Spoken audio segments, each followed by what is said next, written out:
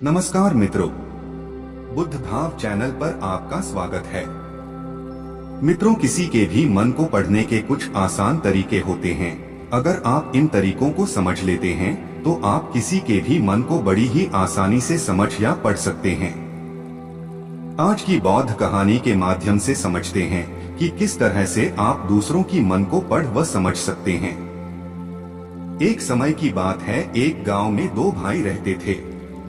बड़ा भाई अंधा था, जिस कारण वह हमेशा घर पर ही बैठा रहता था और छोटा भाई खेती किया करता था। लेकिन खेतों में जानवर आने से पूरी फसलें नष्ट हो जाती थी, जिस कारण छोटा भाई बहुत परेशान रहता था। तभी उसे एक तरकीब सूझी। एक दिन उसने सोचा कि खेतों में से इन जानवर को भगाने के लिए क्यों न मैं अपने बड़े भाई की मदद ले लूं। वैसे भी बड़े भैया अगर वह खेत में बैठे रहेंगे तो जानवरों की आहट आने पर वह उन्हें जोर से चिल्लाकर भगा सकते हैं, जिससे हमारी फसलें बच सकती है।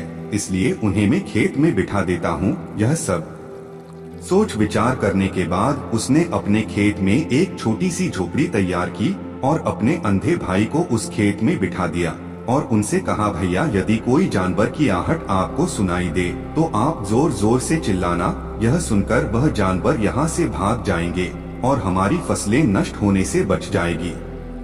बड़ा भाई कहता है, ठीक है, तुम फिक्र न करो, मैं सब संभाल लूंगा। जब भी किसी जानवर की आहट सुनाई देती तो वह तुरंत जोर जोर से चिल्लाना शुरू कर देता, जिससे वह जानवर उसके खेतों से भाग जाते। ऐसा करते करते कई दिन बीत चुके थे।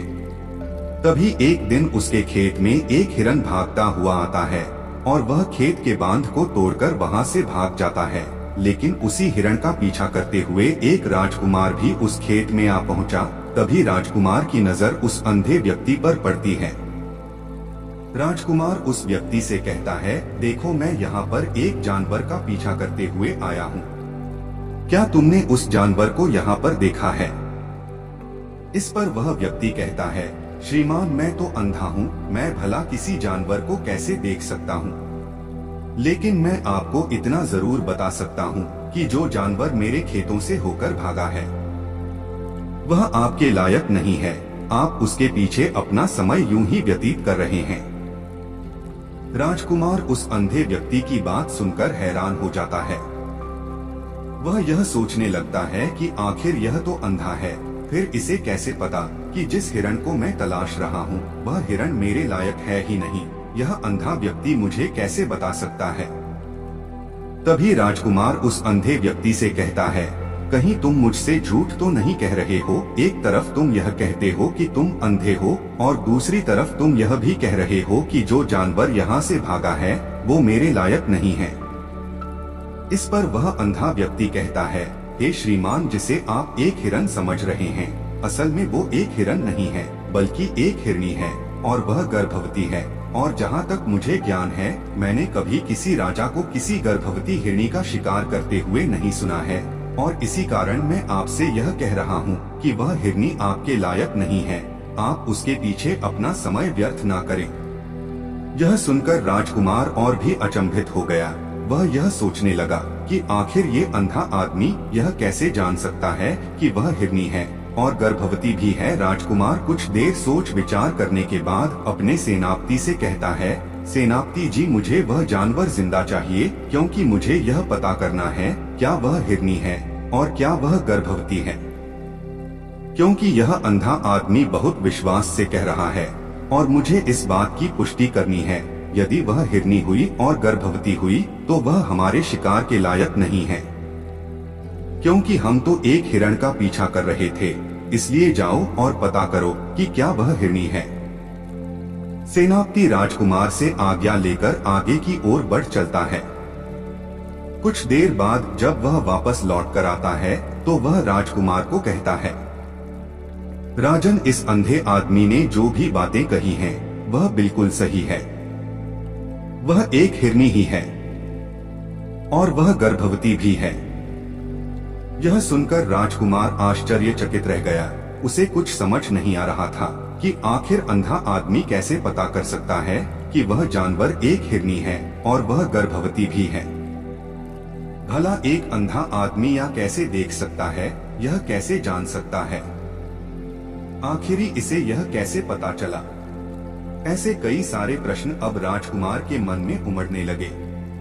अब राजकुमार ने यह ठान लिया था कि मुझे इस बात की तह तक पहुंचना ही है कि आखिर यह अंधा आदमी कैसे जानता है कि वह जानवर एक हिरण है। यह सोचकर राजकुमार उस अंधे आदमी के पास जाता है और उस अंधे आदमी से कहता है, देखो, मैं यह तो नहीं जानता कि तुम सचमुच अंधे हो या नहीं, लेकिन मैं तुमसे एक बात जानने आया हूँ। क्या तुम मेरे प्रश्न का सही सही जवाब दोगे?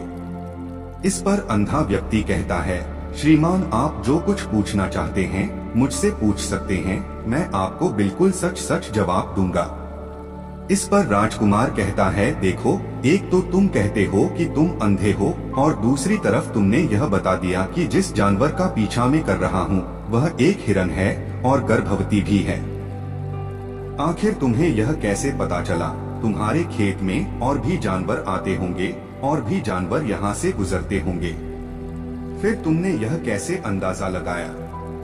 तभी वह अंधा व्यक्ति राजकुमार से कहता है, श्रीमान जी, आप जिस हिरण का पीछा कर रहे थे वही हिरनी जब मेरे खेत में आई तभी उसकी रफ्तार और उसके भागने की आहट से मुझे यह एहसास हो चुका था कि यह एक हिरनी है और मेरे खेत की जो बाड़ है वह बहुत छोटी है, उसकी ऊंचाई ज्यादा नहीं है। यदि कोई हिरण होता तो उस बाड़ को बड़ी आसानी से लांघ जाता, लेकिन वही हिरनी इस बाड़ को तोड़कर भागी है और यदि वह इस बांध को छलांग लगाकर पार करने का प्रयास करती तो इससे उसके बच्चे को खतरा होता है और इसी बात से मैंने यह पता लगा लिया कि वह गर्भवती है। इस कारण वह ज्यादा ऊंची छलांग लगाकर मेरे खेत की बाड़ को तोड़ते हुए भाग गई। इस पर राजकुमार के मन में एक और प्रश्न उठा। राजकुमार ने कहा, किंतु तुम्हें कैसे पता चला कि वो एक हिरण ही है? और भी तो कोई जानवर यहाँ पर आ सकते हैं। इस पर वह अंधा व्यक्ति कहता है, श्रीमान जी, मैं पूरा दिन सुबह शाम यहीं पर बैठा रहता हूँ और मेरी श्रवण शक्ति बहुत ही तेज है। मैं यह भांप जाता हूँ कि कौन सा जानवर मेरे खेत में आया है और उसी के आधार पर मैं जोर जोर से चिल्लाता हूँ ताकि वो मेरे खेत से भाग जाएं और मेरे खेत की फसलों को नष्ट न कर पाए। राजकुमार उस अंधे आदमी का यह जवाब सुनकर पूरी तरह से संतुष्ट हो चुका था। वह मन ही मन सोच रहा था कि आदमी भले ही अंधा हो लेकिन बड़ा ज्ञानी मालूम पड़ता है। इस आदमी से कुछ न कुछ तो काम निकलवाना ही चाहिए। यह सोचते हुए राजकुमार उस अंधे से कहता है कि क्या तुम मेरे साथ चलोगे? तब अंधा कहता है कि वैसे तो श्रीमान जी, मैं किसी काम का नहीं हूँ, परंतु मेरे लायक कोई सेवा हो तो मैं आपके साथ चलने को तैयार हूँ। तब राजकुमार कहता है कि हाँ, मुझे एक बहुत ही जरूरी कार्य है, यदि तुम कुछ समय के लिए मेरे साथ चल सको तो बड़ा ही उपकार होगा। तब अंधा व्यक्ति कहता है कि श्रीमान जी, मैं आपने अपना परिचय तो दिया ही नहीं, आप कौन हैं? तब राजकुमार कहता है कि मैं आपके राज्य का राजकुमार हूँ। तब अंधा व्यक्ति कहता है कि यह तो बड़ा ही सौभाग्य होगा मेरा जो आपकी सेवा का अवसर मिला, लेकिन महाराज, आपसे निवेदन है कि आप मेरे छोटे भाई को एक बार पता भिजवा दीजिए कि मैं सेवा के लिए राजमहल जा रहा हूँ। मेरे लौटने तक वह स्वयं खेतों की देखभाल कर ले। तब राजकुमार अपने सेवक को ऐसा करने को कहता है।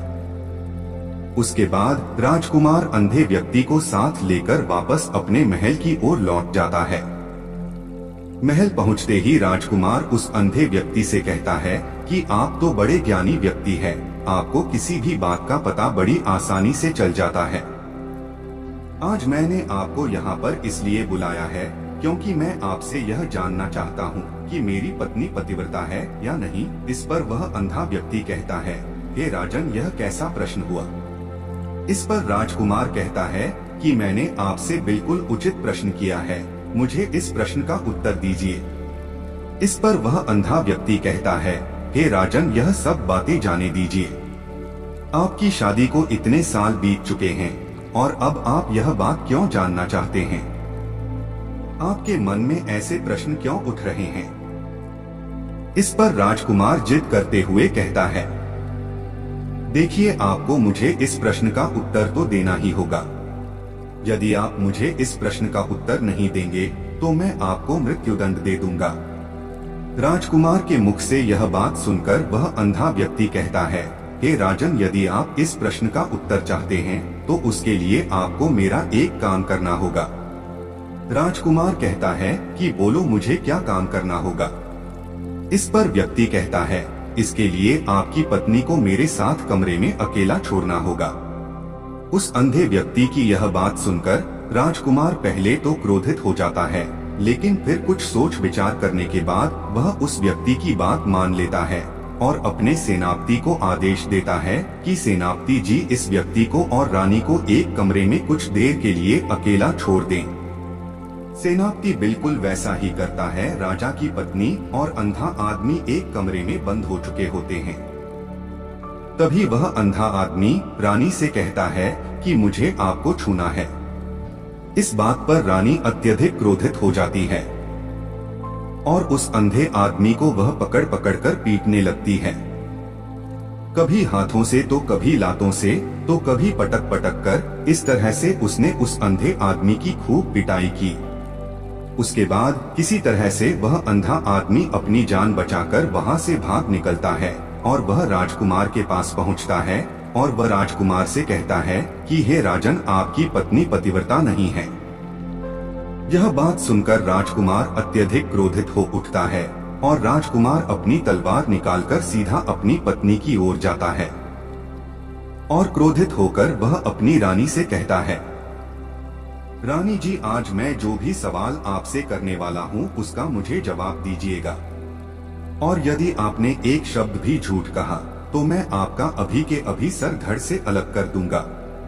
तभी आगे राजकुमार कहता है कि मुझे बताइए, क्या आप पतिव्रता हैं या नहीं। इस पर रानी कहती है, हे राजन, आप भले ही मुझे जान से मरवा दीजिए, लेकिन मैं पतिव्रता नहीं हूँ। राजकुमार यह बात सुनकर बहुत खुश हुआ, क्योंकि उस अंधे आदमी ने जो भी कहा था वह बिल्कुल सच था। यह बात सुनकर तुरंत राजकुमार उस आदमी के पास पहुंचता है और आकर उस अंधे आदमी से कहता है, तुम्हें कैसे पता चला कि मेरी पत्नी पतिव्रता नहीं है। इस पर वह अंधा आदमी कहता है, हे राजन, बड़ी सीधी सी बात है, मैंने तो आपकी पत्नी से बस इतना ही कहा था कि मुझे आपको छूना है, और इस बात पर वह इतना क्रोधित हो उठी कि उन्होंने गुस्से में आकर मुझे लात घूंसों से पीटना शुरू कर दिया। और भला कोई औरत किसी और मर्द को कैसे छू सकती है, लेकिन उन्होंने आप देखा न ताप बस लात घूंसे मुझ पर बरसाने शुरू कर दिए। यह भी तो एक छूना ही हुआ ना, और एक पतिव्रता नारी कभी भी पराये मर्द को नहीं छूती। जब मैंने उसे छूने के लिए कहा था तो वह उस वक्त मुझे मना कर सकती थी, लेकिन उन्होंने तो मुझे पीटना शुरू कर दिया और देखते ही देखते उन्होंने मेरे पूरे शरीर को छू लिया। अब आप ही बताइए, ऐसी स्त्री भला पतिव्रता कैसे हो सकती है। इस पर राजकुमार कहता है, तुम तो बड़े ज्ञानी मालूम पड़ते हो। ठीक है, चलो तुम मेरे एक और प्रश्न का जवाब दो। यदि तुमने मुझे इस प्रश्न का सही जवाब दे दिया तो मैं तुम्हें यहाँ से जाने दूंगा। आगे राजकुमार उस अंधे आदमी से कहता है कि तुम मुझे यह बताओ, क्या मैं सच में अपने पिताजी का ही बेटा हूँ या फिर किसी और का। इस पर वह अंधा कहता है, राजन, इस बात से आपको क्या लेना देना, आप किसी की भी औलाद हो, आखिर आप हैं तो इस राज्य के महाराज ही ना, इसलिए इस प्रश्न को जाने दीजिए। लेकिन राजकुमार कहता है, नहीं नहीं, मुझे इस प्रश्न का सही जवाब चाहिए, अन्यथा यह प्रश्न मुझे हमेशा परेशान करता रहेगा। इसलिए मैं इसका सही जवाब जानना चाहता हूँ। यदि तुम इसका सही जवाब दे देते हो तो तुम यहाँ से जा सकते हो, मैं तुम्हें नहीं रोकूंगा। इस पर वह अंधा आदमी कहता है, हे राजन, इसके लिए तो मुझे आपकी माँ के पास भी जाने की कोई आवश्यकता नहीं है। मैं आपको अभी बता सकता हूँ कि आप किसकी औलाद है, लेकिन उससे पहले मैं चाहता हूँ कि आप मुझसे वादा करें कि आप मुझ पर क्रोध नहीं करेंगे। तब राजकुमार ने कहा, मैं तुमसे वादा करता हूँ, मैं तुम पर क्रोध नहीं करूँगा। इसके बाद वह अंधा आदमी राजकुमार से कहता है कि हे राजन, आप हैं तो अपने ही पिता के पुत्र, लेकिन आप पर एक कंजूस सेठ की छाया पड़ी हुई है। यह सुन राजकुमार बहुत क्रोधित हो उठा और वह तुरंत तलवार निकालकर अपनी माँ के पास जा पहुँचा। वहाँ पहुँचने के बाद अपनी माँ से कहता है कि माँ मुझे सच सच बताइए, क्या मैं अपने ही पिता का पुत्र हूँ या नहीं? यदि आपने मुझे सही सही नहीं बताया तो मैं यहीं पर अपने प्राण त्याग दूंगा। मुझे बताओ क्या सच है?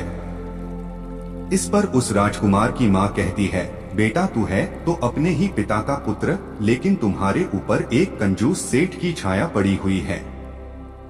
जब मैं एक बार नहाने के बाद अपना मुंह आईने में देख रही थी, तभी उस कांच के पीछे मुझे कंजूस सेठ नजर आता है और उसी की छाया तुम पर पड़ चुकी है। यह सुन राजकुमार बहुत खुश हो जाता है और वह तुरंत दौड़ा दौड़ा वापस उस अंधे आदमी के पास पहुंचता है और उस अंधे आदमी से कहता है, तुम्हें यह कैसे पता चला कि मुझ पर एक कंजूस सेठ की छाया पड़ी हुई है? इस पर वह आदमी कहता है, हे राजन, आपने मुझसे कई सारे सवाल पूछे जिनका जवाब मैंने आपको सही सही दिया है। यदि कोई और राजा या महाराजा होता तो मुझे इसके बदले में ढेर सारे इनाम मिल चुके होते, लेकिन अब तक आपने एक फूटी कौड़ी तक नहीं दी है। इस बात से ही मैंने अंदाजा लगा लिया था कि आप बहुत कंजूस हैं। यह बात सुनकर राजकुमार जोर से हंसने लगा और कहता है कि आप जो भी मांगेंगे वह आपको अवश्य दूंगा, लेकिन मुझे यह बताओ कि तुम्हें कैसे पता चल जाता है कि कौन सी बात सही है और कौन सी गलत? तुम किसी भी बात का इतना सटीक और सही जवाब कैसे दे पाते हो? इस पर वह अंधा आदमी कहता है, राजन, मैं तो वैसे ही अंधा हूँ। यदि मेरी आंखें होती तो मैं किसी के भी मन की बातें बड़ी सरलता से जान लेता। मन की एक भाषा होती है और यह भाषा मनुष्य के शरीर के व्यवहार के रूप में देखी जा सकती है। उसकी आंखों से, उसके होठों से, उसके काम करने के तरीके से, उसकी क्रियाओं से पता किया जा सकता है कि उसके मन में क्या चल रहा है। उसके आधार पर हम किसी के भी मन की बातें जान सकते हैं, लेकिन मैं तो अंधा हूँ, मैं देख नहीं सकता। इसलिए मैं क्रियाओं से देखता हूँ। यदि मुझे कोई बात जाननी हो तो अगले आदमी को कुछ काम देना पड़ता है, जिस पर वह व्यक्ति किस प्रकार काम करता है, किस तरीके से इस काम को करता है, उसके आधार पर ही मैं यह पता कर पाता हूँ कि उसके मन में क्या चल रहा है। तभी वह राजकुमार कहता है, तो क्या इसका अर्थ यह हुआ कि मैं भी किसी के मन की बातें जान सकता हूँ? इस पर वह अंधा आदमी कहता है, हे राजन, अवश्य आप भी किसी भी व्यक्ति के मन की बात जान सकते हैं, किंतु उससे पहले आपको अपने ऊपर काम करना होगा, और वह काम है अपने मन को शांत करना, अपने मन को वर्तमान में लाना होगा, जिसके लिए मैं आज आपको कुछ तरीके बताने वाला हूँ। और ये तरीके बड़े ही आसान और सरल है, किंतु हे राजन, उससे पहले आपको एक काम करना होगा, आपको अपने मन को एकाग्र करना होगा। जब हम अपने मन को एकाग्र करते हैं तब हम अपने मन को वर्तमान में ले आते हैं, तो हम दूसरे के मन की बात जान सकते हैं, क्योंकि वह आदमी अभी भी अपने मन में वर्तमान में ही सोच रहा है, और हमें भी अपने मन को वर्तमान में ही लाना होगा, तभी हम उसके मन की बातें जान सकते हैं। यदि हम अतीत में हुई घटनाओं के बारे में सोच रहे हैं, तो वह जो अगला आदमी वर्तमान में सोच रहा है, वर्तमान में अपने मन में बात कर रहा है, वह हम कैसे जान पाएंगे, क्योंकि हम तो अतीत की घटनाओं में डूबे हुए हैं। इसलिए किसी के भी मन की बात जानने के लिए सबसे पहले हमें हमारे मन को एकाग्र करना होगा, उसे वर्तमान में लाना होगा।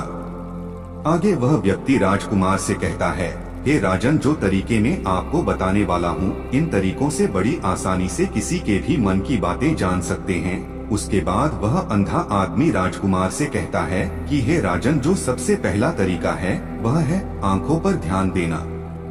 किसी व्यक्ति से बात करते वक्त उसकी आंखों में देखना, उसकी आंखों पर ध्यान देना जो सबसे ज्यादा जरूरी है, क्योंकि आंखें बोलती नहीं पर बहुत कुछ कह जाती है। यदि हम किसी व्यक्ति की आंखों के इशारों को समझना सीख जाएं, तो हम यह जान पाएंगे कि व्यक्ति के दिमाग में क्या चल रहा है, वह क्या सोच रहा है और अभी वह क्या करने वाला है।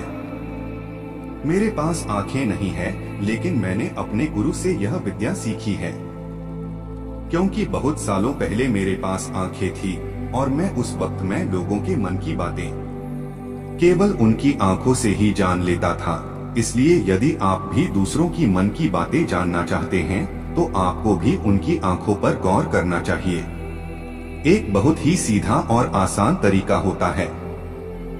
यदि आपको यह पता लगाना है कि सामने वाला व्यक्ति आपसे झूठ कह रहा है या फिर सही, तो आपको उसकी आंखों पर ध्यान देना अति आवश्यक है। यदि वह आपसे बात करते वक्त वह व्यक्ति अपनी आंखें यहाँ वहाँ घुमा रहा है, ऊपर नीचे इधर उधर दाएं बाएं हर जगह देख रहा है या फिर नजरें चुरा रहा है, तो इसका अर्थ यह हुआ कि वह उस बात से निकलने का कोई रास्ता ढूंढ रहा है, तो कोई झूठ बना रहा है। यदि सामने वाला व्यक्ति आपसे कुछ झूठ कहने का प्रयास कर रहा है तो वह आपसे नजर नहीं मिला पाएगा, वह यहाँ वहाँ देखेगा, क्योंकि उसे डर है कि यदि उसने आपकी आंखों में आंखें डालकर देखा तो उसका झूठ पकड़ा जाएगा और लोगों को सच्चाई का पता चल जाएगा। इसी प्रकार कुछ और भी भाषाएं होती है। जब आप किसी की आंखों में आंखें डालकर यह देखना शुरू कर देंगे कि उसके हाव भाव क्या है, ठीक उसी प्रकार चेहरे के हाव भाव होते हैं, जिससे हम मन की बातें बड़ी आसानी से समझ सकते हैं और इन्हें समझना बहुत जरूरी भी है। कभी कभी कोई व्यक्ति अपने चेहरे से जैसे आंख हटाता और बहुत से कुछ अलग अलग व्यवहार करता है। यदि आप किसी व्यक्ति के चेहरे पर गौर करेंगे तो आप आसानी से समझ पाएंगे कि वह व्यक्ति निराश है, जब व्यक्ति बहुत उदास होता है, या फिर वह बहुत खुश होता है, या फिर उसे कोई बहुत बड़ा दुख है, वह अपने अंदर क्या महसूस कर रहा है। ये सारी बातें हम उसके चेहरे के हाव भाव से पता कर सकते हैं। फिर चाहे इंसान जुबान से कुछ बोले या ना बोले, लेकिन आप उसके चेहरे से सब कुछ पता कर सकते हैं। फिर व्यक्ति राजकुमार से एक और तरीका बताते हुए कहता है कि हे राजन, इसी प्रकार एक और भाषा भी है, अर्थात एक तरीका और भी है, और वह है हाथों के इशारे और शरीर का व्यवहार। मन की बात समझने के लिए हमें हाथ के इशारे और शरीर के व्यवहार को भी समझना बहुत आवश्यक है। कोई व्यक्ति जब बात करता है तो आपने देखा होगा कि वह अपने हाथों को हिलाता रहता है, अपने हाथों से इशारा करता रहता है। बातों के साथ साथ अपना शरीर का जो व्यवहार है, अर्थात उसका शारीरिक प्रक्रिया, उसका भी पूरा उपयोग करता है, जिससे हमें यह पता चल पाता है कि वह व्यक्ति हमारी बातों पर कितना ध्यान दे रहा है और उसके मन में क्या चल रहा है। शरीर के व्यवहार को देखने के लिए उसके हाथ मटकाने, शरीर मटकाने और चेहरे पर बार बार हाथ लगाने व हाथों का एक दूसरे से मसलना, ऐसी बहुत सी क्रियाएं होती है, उस पर हमें ध्यान देना अति आवश्यक है। मन की बात को समझने के लिए हमें शरीर के व्यवहार को भी समझना पड़ता है। यदि हम इन तरीकों को सही तरीके से ध्यान देकर इन्हें अच्छे से समझ लेते हैं तो हम बहुत जल्दी किसी भी व्यक्ति के मन की बातें बड़ी सरलता और सहजता से जान सकते हैं। इसलिए यदि आपको किसी के मन की बातें जाननी है तो आपको उसकी आंखों पर, उसके चेहरे पर, उसके शरीर के हाव भाव को और उसके हाथों को ध्यान पूर्वक देखना और समझना होगा, जिससे आप यह समझ पाएंगे कि आखिरकार उसके मन में क्या चल रहा है और वह क्या सोच रहा है। लेकिन उनसे पहले आपको अपने मन को एकाग्र करना होगा, शांत करना होगा और अपने मन को वर्तमान में लाना होगा। आप यदि अतीत की घटनाओं में व्यस्त हैं, भविष्य की योजनाओं में व्यस्त हैं, तो आप उस व्यक्ति के हाव भाव पर कभी ध्यान ही नहीं पाएंगे और न ही आप कभी यह समझ पाएंगे कि आखिर उस व्यक्ति के मन में क्या चल रहा है, वह क्या सोच रहा है। इसके बाद राजकुमार इस अंधे व्यक्ति को खूब सारे इनाम देकर उसके घर भेज देता है। आज की कहानी से आपको क्या शिक्षा मिली, एक बार कमेंट में जरूर लिखें। और अगर आप भी बुद्ध के विश्वासी हैं तो चैनल को सब्सक्राइब कर लीजिए। मिलते हैं फिर से बुद्ध भाव की नई प्रस्तुति के साथ। तब तक के लिए नमस्कार।